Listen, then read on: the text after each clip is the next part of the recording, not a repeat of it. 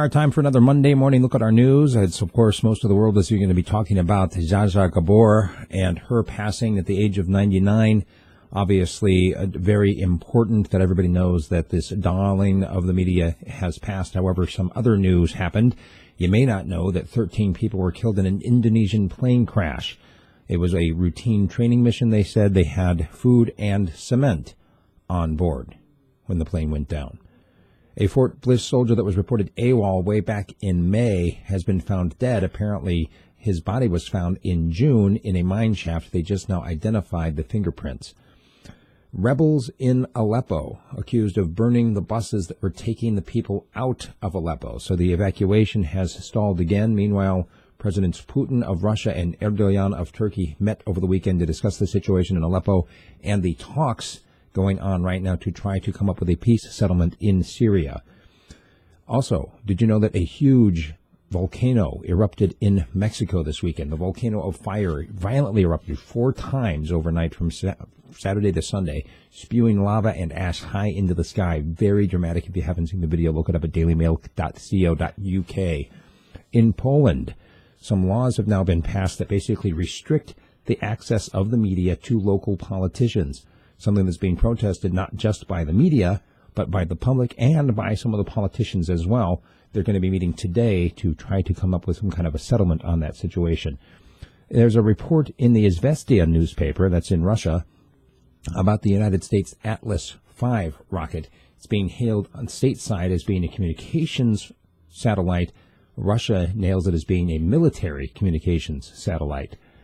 Also, a report from Fox News on Podesta, once again insisting that the Russians were to blame for the hacking. He's one of those who got hacked.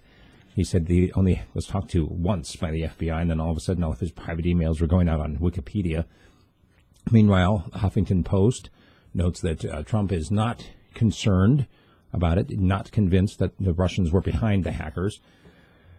Meanwhile, there's a report from Stratfor.com that's making the rounds, including in the Pravda report, that Russia is likely to be clashing with Germany in 2017, not necessarily militarily, but certainly politically, and there is a fine line between one becomes the other.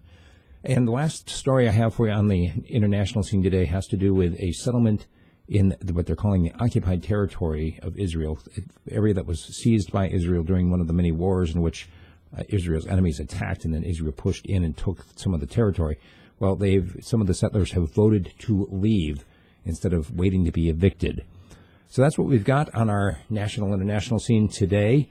Don't forget that we've got the Electoral College meeting today, and of course, in order for Trump to not win, what would have to happen is 37, not 1 or 2 or 20 like they're saying right now. They've heard that there are 20 electors who are going to change their vote.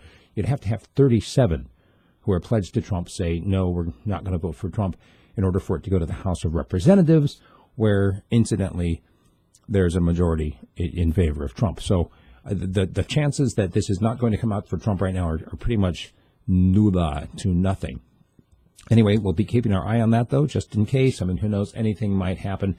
And we're going to be coming up to take a look at some of our Alaska news as well. Check out that video.